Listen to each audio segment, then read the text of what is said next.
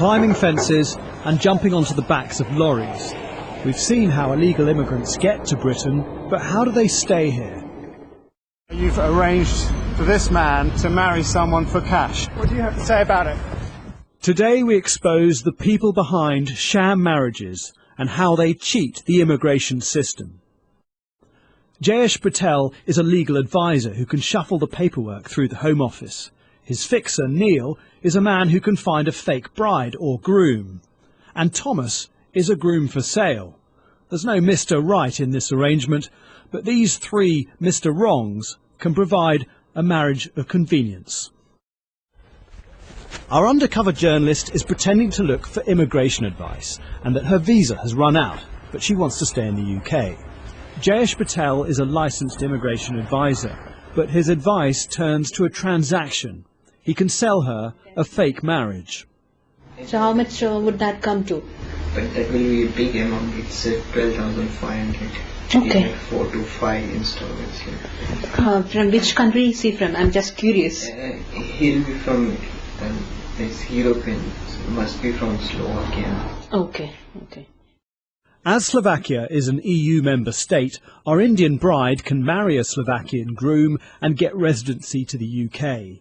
At the next meeting, Neil the fixer is there and he has the groom on the line. Okay, then come here, please. Okay, no problem. A meeting is arranged for a local restaurant and I go in with the would-be bride. We sit at separate tables and later the meeting begins. Hello. Hi. Right. Hello. Yeah, I'm good. Yeah. Hi.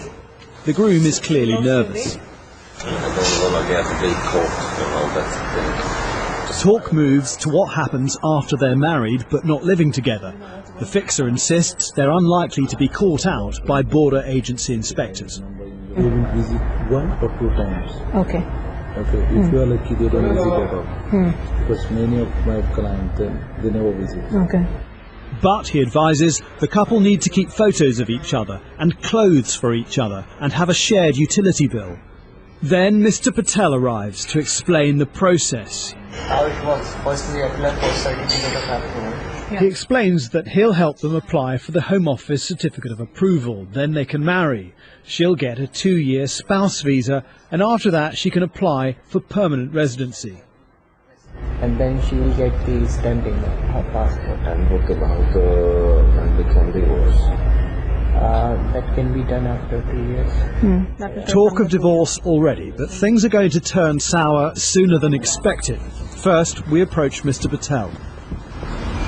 Mr. Patel, we think you've been trying to arrange an illegal marriage. You're actually advising people on how to break the law, aren't you? No, I'm not breaking the law. I'm just asking because she wants the certificate of approval. So I've just given the advice for the certificate. You arranged for her to meet a groom. No. She told me that I have some groom that I want to marry with her. So she organised the groom? She have the groom. She's a reporter who's working for me, so I know that she didn't organise the groom. Mr. Patel continued to deny our allegations. Next, we confronted the fixer and the groom. We've got evidence to suggest that you've been arranging an illegal marriage. Legal? An illegal marriage. What do you mean?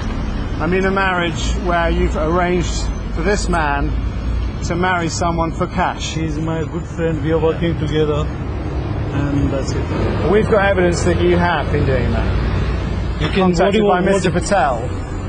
Did Mr. Patel contact you? No. Would you like to talk to us? What do you have to say about it?